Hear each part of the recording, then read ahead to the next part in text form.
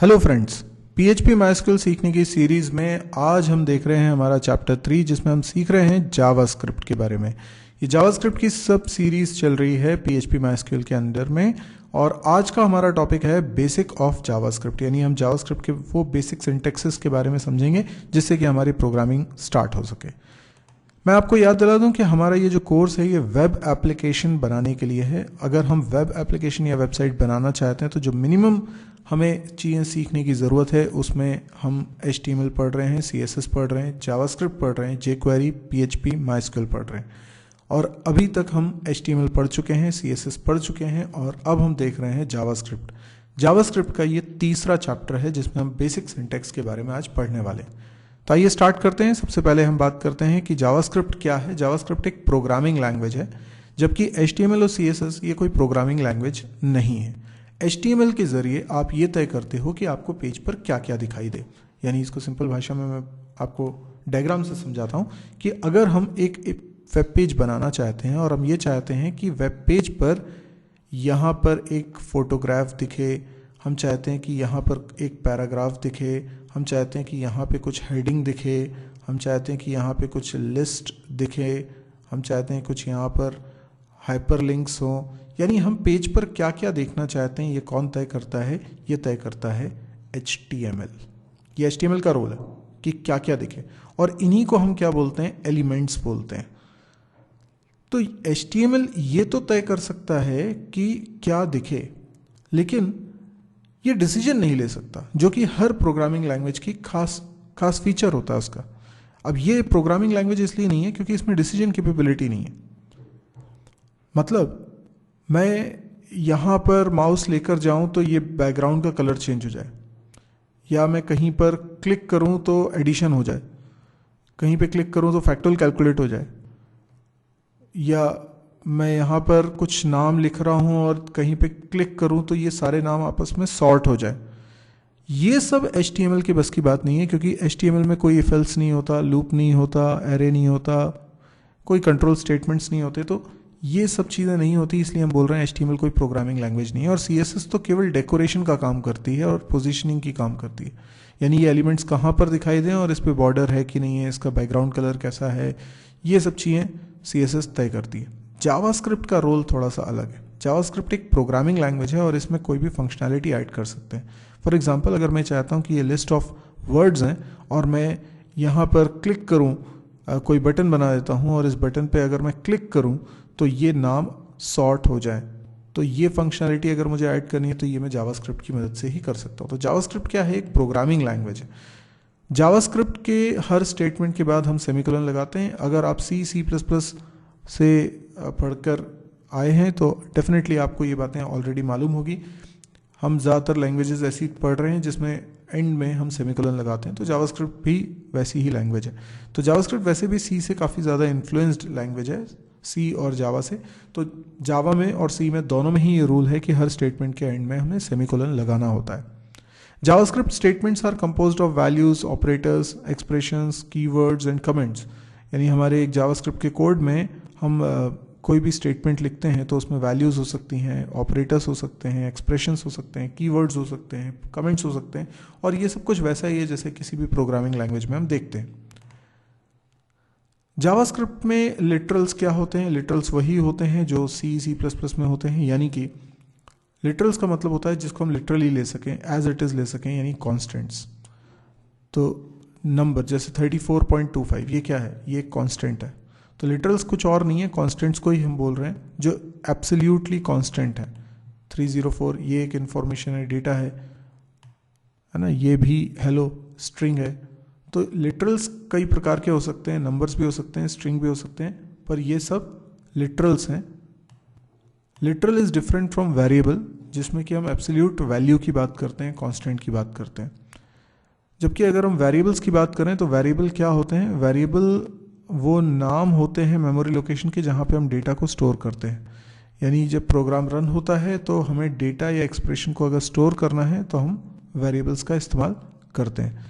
Variables में data sustain करता है तब तक जब तक कि हमारा प्रोग्राम फिनिश नहीं हो जा रहा है, या जैसा भी वेरिएबल का उस प्रोग्राम के अंदर स्कोप है। The var keyword is used to declare variables in var अच्छा, जैसे कि आप जावास्क्रिप्ट का अगर कोई कोड लिखेंगे, मैं एक एग्जांपल बताता हूँ आपको। तो ये सपोज करिए हम कुछ कोडिंग कर रहे हैं जावास्क्रिप्ट की, तो मैं वेरिएबल अगर बनाना चाहता हूँ तो मैं ऐसे लिखूंगा var x, ठीक है। और मैं चाहूँ तो इसमें वैल्यू भी इस समय कुछ असाइन कर सकता हूँ। अच्छा, ध्यान रखिए कि यहाँ पर कोई गार्बेज वैल्यू का कॉन्सेप्ट नहीं होता जैसे C++ में होता है। अगर आपने यहाँ पे कोई वैल्यू असाइन नहीं करी है तो ये ब्लैंक वेरिएबल है, x की कोई वैल्यू नहीं है। तो अगर आप x की वैल्यू प्रिंट भी कराना चाहेंगे तो कुछ प्रिंट नहीं होगा, जैसे डॉक्यूमेंट डॉट राइट, ठीक है। और यहाँ पर मैंने लिखा x equals two plus x. अब यहाँ पर इस तरीके से ये प्लस लगा के लिखते हैं। जो लोग जावा से फैमिलियर हैं उनको तो बहुत आसानी से समझ में आ गया होगा, जो लोग जावा से फैमिलियर नहीं है उनको थोड़ा सा इसमें दिक्कत गई होगी। ये कंकैटिनेशन ऑपरेटर कहलाता है बेसिकली। ये जो डबल कोट से डबल कोट्स तक मैं लिख रहा हूँ दैट इज कॉल्ड स्ट्रिंग। तो x इक्वल टू, ये तो एज इट इज स्क्रीन पे प्रिंट हो जाएगा। फिर कंकैटिनेट कर रहा हूँ प्लस ऑपरेटर की मदद से, यानी प्लस ऑपरेटर का काम केवल 2 नंबर को ऐड करना ही नहीं होता है।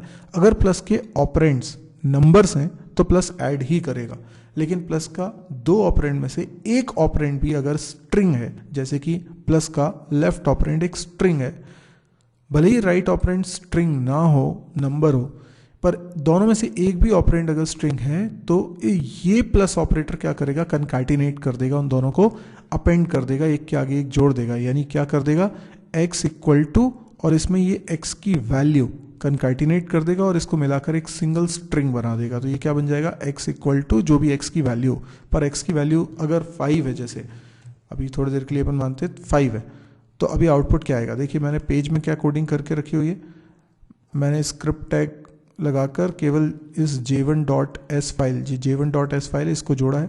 मैं ये लाइन भी हटा देता हूँ, इसकी कोई ज़रूरत नहीं है। तो इस फाइल में केवल ये 2 लाइन्स हमने लिखी हुई हैं और ये फाइल मैंने यहाँ जोड़ दी। तो होम पेज प्रिंट होगा और this is a paragraph print होगा, उसके पहले ये जावास्क्रिप्ट का कोड चल जाएगा। तो आइए ज़रा इसको चला के हम लोग देखते हैं। कि मैंने रिफ्रेश किया, आप देख सकते हैं कि यहाँ x इक्वल टू 5 दिखाई दे रहा है, जो कि जावास्क्रिप्ट का कोड था, और होम पेज और दिस इज़ अ पैराग्राफ तो हमारे HTML कोड के कारण प्रिंट हो रहे थे। अब अगर मैं यहाँ पे थोड़ा चेंज करता हूँ, यहाँ 5 की जगह पर कुछ भी नहीं लिखता हूँ, इसका मतलब x में कोई वैल्यू नहीं है। अब देखते हैं आउटपुट क्या आने वाला है। तो यहाँ कोई गार्बेज वैल्यू का मैंने कहा कोई कॉन्सेप्ट नहीं होता है। तो यहाँ पे क्या आ रहा है, x इज अनडिफाइंड, यानी कोई वैल्यू x के अंदर नहीं रखी हुई है। तो उसने क्या प्रिंट कर दिया, जब x की वैल्यू आप प्रिंट कराने की कोशिश कर रहे हैं, अनडिफाइंड। इनफैक्ट अगर आपने कुछ ऐसा ऑपरेशन परफॉर्म करने की कोशिश की, for example x assign x plus 5, तो अब जब x अनडिफाइंड है तो x में 5 ऐड कैसे होगा। तो आइए देखते हैं इसके कारण क्या होने वाला है। इसको जब मैं रिफ्रेश करता हूं तो यहाँ पे आ रहा है नॉट अ नंबर। ये भी एक तरह का एरर मैसेज है, लेकिन रन टाइम एरर मैसेज है, नॉट अ नंबर। तो x की वैल्यू क्या होगी, नॉट अ नंबर। तो x प्लस 5 करेंगे मतलब अनडिफाइंड प्लस 5 करेंगे तो दिस इज रॉन्ग, इसीलिए वो इस तरह की एरर दे रहा है। मैं x इंटू 5 करता हूँ तो अगेन ये गलत है और हमारा output x equals to not a number आ रहा है। तो इस तरीके से हमें समझ में आ जाएगा कि हम कहीं गलती कर रहे हैं। अब अगर आप x के अंदर वैल्यू असाइन कर देते हैं, जैसे मैंने कुछ और कर देता हूँ, 6 कर देता हूँ, तो 6 इंटू 5 करेंगे 30 आ जाना चाहिए इसका आउटपुट। अब मैं इसको चला के दिखाता हूँ, यस इसका आउटपुट 30 आ रहा है। तो हमको समझ में आया कि वेरिएबल्स क्या होते हैं। वैर कीवर्ड की मदद से हम वेरिएबल बनाते हैं। तो वैर यहाँ कीवर्ड है। अब आप सोचेंगे यहाँ पे इंट, कैर, फ्लोट ये सब नहीं, ये सब नहीं लिखे जाते हैं, हालांकि ये भी कीवर्ड्स हैं पर इनका यूजेज थोड़ा अलग है। जब आप वेरिएबल बनाते हैं तो वेरिएबल का टाइप नहीं बताते हैं, तो आप सिर्फ वैर कीवर्ड लिखते हैं। वेरिएबल का टाइप उसकी वैल्यू डिसाइड करती है, यानी जो वैल्यू आप उसमें रख रहे हैं उसके हिसाब से डिसाइड हो गया। अगर आप कहते हैं कि हम एक वेरिएबल बनाना चाहते हैं जिसका नाम होगा s और s के अंदर वैल्यू लिख देता हूं मैं हेलो, तो इसका मतलब ये है कि आपने इसमें नंबर नहीं रखा, इसमें स्ट्रिंग रखा, जबकि x में 6 यानी नंबर रखा था। तो ये जो वैर कीवर्ड है तो दोनों जगह सेम यूज हो रहा है। तो वेरिएबल में क्या वैल्यू आप असाइन कर रहे हैं उसके हिसाब से वेरिएबल का टाइप डायनेमिकली डिसाइड हो जाता है। तो अगर मैं यहाँ पे कंकैटिनेट करके फिर प्रिंट कराने की कोशिश करता हूँ, तो जैसे मैं सबसे पहले प्रिंट करा देता हूँ सपोज करिए s की वैल्यू और उसमें कंकैटिनेट करवा देता हूँ x। तो s क्योंकि एक स्ट्रिंग है और x एक इंटीजर वैल्यू है, तो x की वैल्यू कितनी है, 6 नहीं है, 30 हो चुका होगा। और यहाँ पर अब मैंने हेलो में कंकैटिनेट कर लिया है 30। तो आइए इसको आउटपुट करके देखते हैं। मैंने इसको रिफ़्रेश किया, hello 30 यहाँ पर प्रिंट हो रहा है। तो हम वेरिएबल के अंदर, अच्छा आपका एक डाउट ये भी हो सकता है कि अगर इस वेरिएबल के अंदर मैं असाइन कर देता हूँ वैल्यू 4 तो क्या ये सही है? बिल्कुल सही है। आप किसी वेरिएबल में जिसमें कभी आपने स्ट्रिंग रखा था, बाद में आपने उसने नंबर रख दिया, कोई दिक्कत नहीं है, ये उसको रिप्लेस कर देगा। और मैंने कहा कि वेरिएबल डायनेमिक टाइप के होते हैं, इसका मतलब इनका डेटा टाइप डेटा के अकॉर्डिंगली बदलता रहता है। तो एस का जो टाइप है वो बदल गया है। अब मैं इसको आउटपुट करके दिखाता हूँ, क्या आउटपुट आप एक्सपेक्ट कर रहे हैं। आप सोच लीजिए एक बार पॉज करके देखिए, 34 आ रहा है, बिल्कुल सही है, क्योंकि यहाँ पे 4 में 30 ऐड हो रहा है, इसलिए 34 आ रहा है। क्योंकि यहाँ पे प्लस कंकैटिनेशन नहीं है, क्योंकि कंकैटिनेशन की शर्त ये है कि दोनों में से कम एक ऑपरेंड स्ट्रिंग होना चाहिए, जबकि यहाँ पे दोनों ही ऑपरेंड्स कैसे हैं, नंबर्स हैं, तो दोनों सिंपली ऐड हो जाएंगे। तो हमें वेरिएबल का कॉन्सेप्ट आई गेस समझ में आया, वेर कीवर्ड का कॉन्सेप्ट भी हमें समझ में आया होगा। अब बात करते हैं ऑपरेटर्स की। ये ध्यान रखिए कि वेरिएबल्स वगैरह के बारे में अभी मैं आगे और डिटेल में भी डिस्कस करूँगा, क्योंकि वेरिएबल्स में स्कोप की भी बात आती है और हम एरे वगैरह की बात भी करेंगे, तो वो सारी चीज़ें अपने को आगे पढ़नी है। अभी हमने सिंपल सा एक कोड देखा था। अच्छा, एक बात और मुझे यहाँ पर ध्यान आ रही है, आप उसको भी ज़रा समझ लें। अगर मैंने ये वैर एस नाम से एक वेरिएबल बनाया हुआ था और उसके बाद मैंने वैर कीवर्ड लगा के फिर से वेरिएबल डिक्लेयर कर दिया, सी लैंग्वेज में तो ऐसा चलेगा नहीं, क्योंकि आप 2 बार एक ही वेरिएबल का डिक्लेरेशन एक स्कोप में नहीं कर सकते हैं, लेकिन यहाँ पर आप ऐसा कर सकते हैं। अगर आपने ऐसा कर दिया तो कोई गलत नहीं है। यहाँ पर वो नया एस नाम का वेरिएबल क्रिएट नहीं करेगा, बल्कि उसी एस वेरिएबल के अंदर 4 असाइन कर देगा जिसमें पहले कभी हेलो स्ट्रिंग रखी हुई थी। इसका मतलब आपका ये वैर लिखने से ये नया वेरिएबल नहीं बना है। वो तो ये देखता है कि अगर इस नाम का वेरिएबल नहीं बना है तो बना देगा, और बना हुआ है तो उसको नया नहीं बनाएगा। तो इसका मतलब इससे कोई एरर नहीं आएगी। तो ये वेरिएबल का कॉन्सेप्ट हमें समझ में आया। अब हम बात करते हैं ऑपरेटर्स की। ऑपरेटर्स क्या होते हैं? ऑपरेटर्स कुछ ऑपरेशन परफॉर्म करते हैं डेटा का इस्तेमाल करके, यानी डेटा को मैनिपुलेट करने का काम ऑपरेटर्स करते हैं। जैसे कि प्लस ऑपरेटर है और डेटा है 3 और 4, जिनको हम ऑपरेंड्स भी बोलते हैं। तो प्लस ऑपरेटर ने 3 और 4 को मैनिपुलेट करके ला दिया 7। तो इस तरह का कुछ भी अगर हम एक्सप्रेशन अपने प्रोग्राम में लिखना चाहें तो लिख सकते हैं। तो हम प्रोग्राम में बहुत सारे ऑपरेटर्स का इस्तेमाल करते हैं। ध्यान रखिए, आज हम सिर्फ बेसिक सिंटेक्स देख रहे हैं, तो यहाँ पर मैं ऑपरेटर्स डिटेल में डिस्कस नहीं कर रहा हूँ, जो कि मैं आगे की वीडियो में करूँगा, जिसमें कौन कौन से ऑपरेटर जावास्क्रिप्ट में होते हैं उनके बारे में बताया जाएगा। फिलहाल हम बात करते हैं अब एक्सप्रेशंस की। एक्सप्रेशन क्या है? ये एक्सप्रेशंस के एग्जाम्पल लिखे हुए हैं। एक एक्सप्रेशन कोई भी कॉम्बिनेशन हो सकता है, वेरिएबल, वैल्यूज़, ऑपरेटर्स इनका। तो देखिए, आप इस एक्सप्रेशन के अंदर वेरिएबल्स भी लिखे हुए हैं, ऑपरेटर्स भी लगे हुए हैं, कई सारे वैल्यूज़ भी लिखी हुई हैं। तो ये कम्प्लीटली एक एक्सप्रेशन है, जिसको आप स्टेटमेंट भी बोल सकते हैं। इसको जैसे हम सी लैंग्वेज में अर्थमेटिक इंस्ट्रक्शन बोलते हैं, वैसा भी बोल सकते हैं। तो इस तरह के एक्सप्रेशन तो हम प्राय अपने लिखते रहते हैं प्रोग्राम के अंदर। जावास्क्रिप्ट में भी कई सारे कीवर्ड्स हैं। वैर का एक एग्जांपल तो अपन देख ही चुके हैं, वैर भी एक कीवर्ड है, लेकिन इसके अलावा कुल मिला के 63 कीवर्ड्स प्रपोज्ड हैं, और ज़्यादातर ब्राउज़र इन 63 कीवर्ड्स को सपोर्ट करते हैं, और सूनर लेटर जो नहीं भी करते हैं वो करने लगेंगे। तो पर हो सकता है कि पुराना वर्जन आपका ब्राउज़र का हो तो कुछ कीवर्ड्स को आपका ब्राउज़र सपोर्ट ना करे, but as a standard 63 keywords JavaScript में होते हैं। अगर आप चाहते हैं कि इनकी लिस्ट देखना है तो ये देखिए इसकी लिस्ट। आप चाहें तो स्क्रीन को पॉज करके आराम से पढ़ सकते हैं। इसमें वो कीवर्ड्स आपको दिखाई दे रहे होंगे जो आपने सी या C++ में भी पढ़े होंगे। कुछ एक आपको अलग दिख रहे होंगे, but otherwise C++, Java, in languages में जो कीवर्ड्स आपने देखे हैं लगभग वही कीवर्ड्स आप यहाँ पर भी देखने वाले हैं। इन कीवर्ड्स का यूजेज क्या है ये तो हमें आगे जावास्क्रिप्ट में समझ में आता ही जाएगा। ओके, जावास्क्रिप्ट लैंग्वेज में भी हम कमेंट्स लिख सकते हैं, बिल्कुल उसी स्टाइल में जैसे हम C++ में लिखते हैं, यानी डबल स्लैश लगा के हम सिंगल लाइन कमेंट लिख सकते हैं, और // लगाकर हम मल्टी लाइन कमेंट्स लिख सकते हैं। ये जो कमेंट हम लिखते हैं इसको इग्नोर करता है ब्राउज़र या जावास्क्रिप्ट इंटरप्रेटर जब वो जावास्क्रिप्ट के कोड को करता है एग्जीक्यूट। तो आइए देखते हैं कैसे हम कमेंट लगाएंगे। जैसे मैंने यहाँ पर लिखा, एक सिंगल लाइन कमेंट लगा रहा हूँ। यहाँ पे मैंने लिख दिया S is a variable containing a string। ठीक है, तो ये सिंगल लाइन कमेंट हो गया। अगर मुझे मल्टीपल लाइन कमेंट लगाना है, फॉर एग्जांपल यहाँ पे मल्टीपल लाइन कमेंट लगा देता हूँ, तो ये देखिए पूरा कमेंट हो गया जब तक कि मैं / नहीं लगाता। तो यहाँ पर मैंने लिख दिया, सपोज करिए जितनी भी लाइन सब इसके बीच में लिखूंगा ये सब कमेंट है। Author of this program is Saurabh Shukla.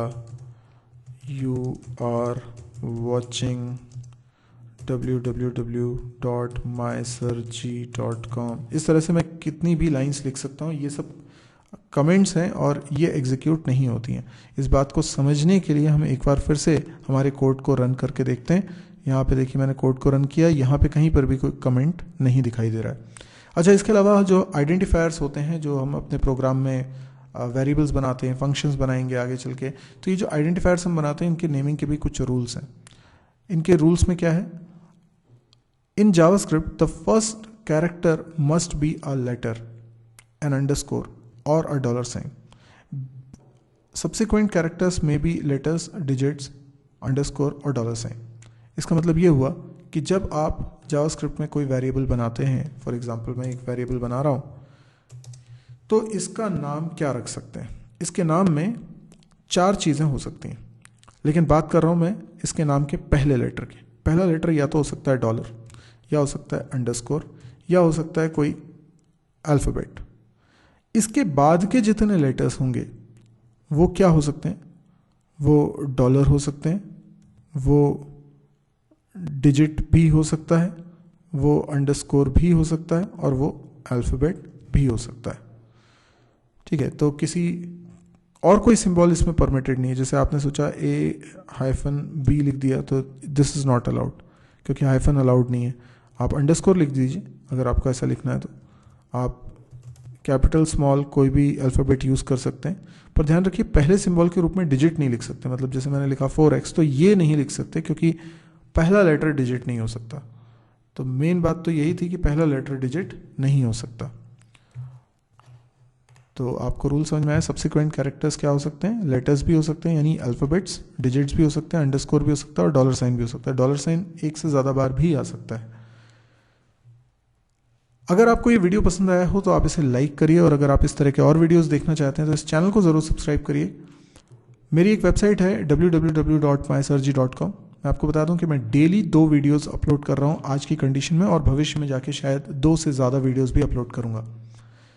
लेकिन आप अगर इस साइट पे जाएंगे तो आप देखेंगे काफ़ी सारे वीडियोस अभी तक मैं अपलोड कर चुका हूं। सबकी एक ऑर्गेनाइज्ड वे में लिस्ट आपको मिल जाएगी। अलग अलग सब्जेक्ट्स के हैं, C++, जावा, PHP, data structure, DBMS, campus preparation या प्रोग्रामिंग एक्सरसाइज, इन सब के वीडियोस मिलेंगे। इसके अलावा बहुत कुछ यूज़फुल कंटेंट भी आपको साइट पे मिलेगा।